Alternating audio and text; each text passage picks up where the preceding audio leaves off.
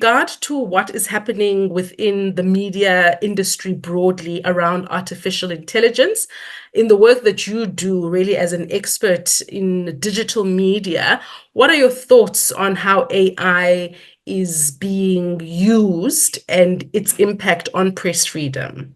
So a number of different thoughts, Sisanda. I think that, from a creative output perspective, there is so much that um, AI technology can offer us in respect of helping us to do our work better and more effectively, and hopefully in a quicker, shorter amount of time as well. So I think that there is a lot of potential.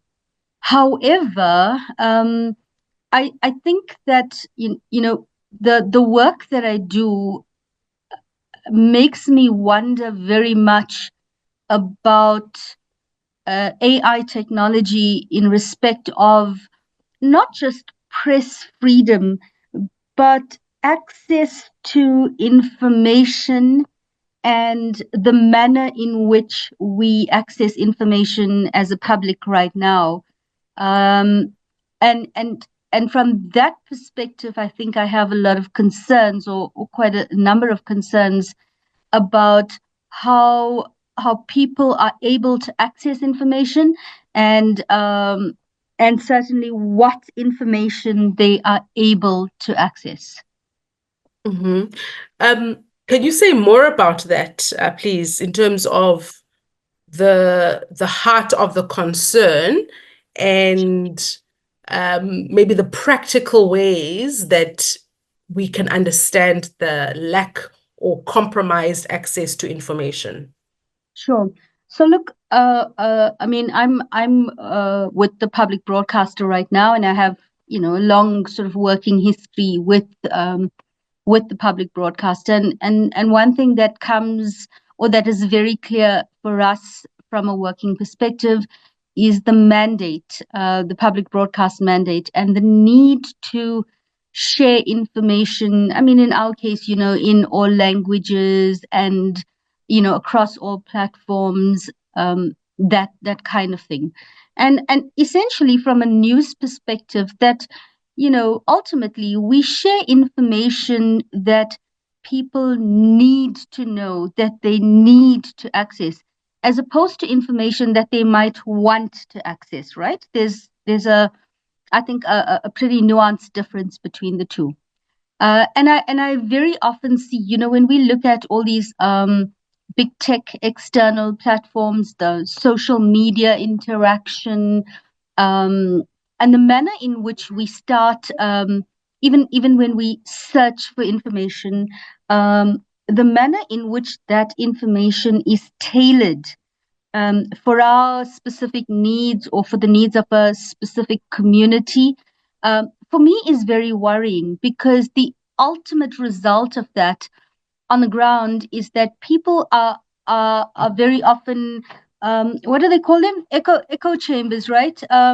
People are very often only seeing information that an algorithm thinks that they might want to see or that they might be interested in.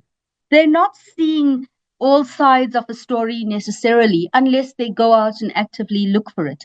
They are not accessing information that might be providing an a different view to what they or their community on social platforms, for example, are following.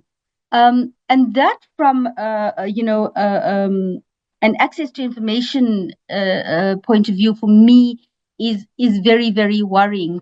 As news media and as public broadcast news specifically, I find that it also impacts on the freedom of the press, in the sense that the content that you are putting out is not always getting is not getting to people, and very often is being blocked by some of this AI technology.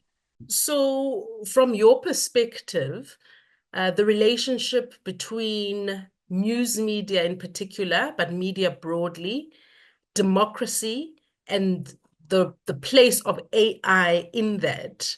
What would you say that relationship looks like? Is AI presenting a threat to democracy because of how it is impacting news media, or do you see opportunities to enhance democracy because of it being used in certain ways within the news media sector? I think it's very much a catch-22, right? And at the risk of sort of sounding very negative, because I think on a personal level, I'm very optimistic that there are many things that AI technology can assist us with, like I said before. But from a press freedom democracy standpoint, I have very serious concerns, and I think that we need to be very aware of how we use this technology, not just as news media, but kind of as global citizens, if you want, right? In order which to be able to access information and access the right kind of information. Linked to the AI technology is an element of commercialism as well, where, for example, if I were a big company and I was willing to pay a certain amount of money to have my content distributed on online platforms, for example, then the chances are that more people are going to see my content than otherwise.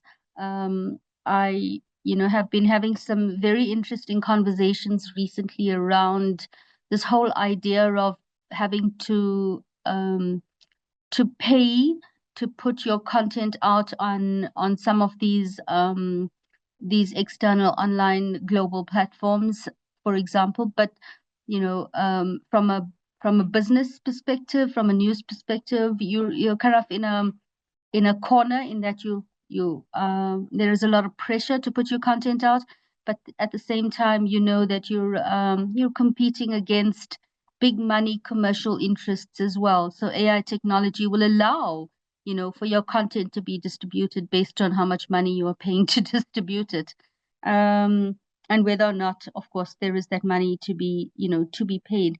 So some of these things for me, I think need to be seen in a more serious light in the whole idea of democracy and freedom of the press. Just the last question around the practical skills that journalists need to be able to use AI, firstly, properly, but B, ethically. What would you say some of those skills might be? So I think, I don't want to say for the longest time, but I would say, from our experience here at the SABC, I mean, the manner in which we share news as journalists has changed, with the internet, with the rise of all these global platforms, and so forth. So the manner in which people have accessed news or access news has changed, but then the manner in which we distribute and provide news content has changed as well. So I think as we've gone along, there are already a lot of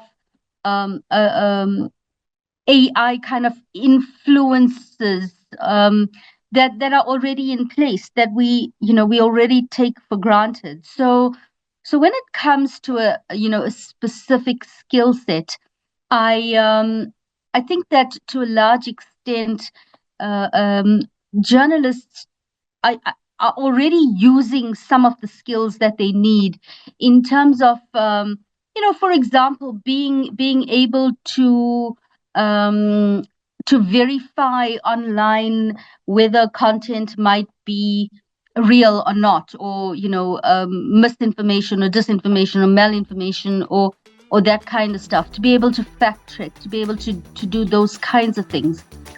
Thank you very much, Aasra. I really appreciate it. People come in with slightly different perspectives and different emphases, if there's such a word. So that was very, very useful.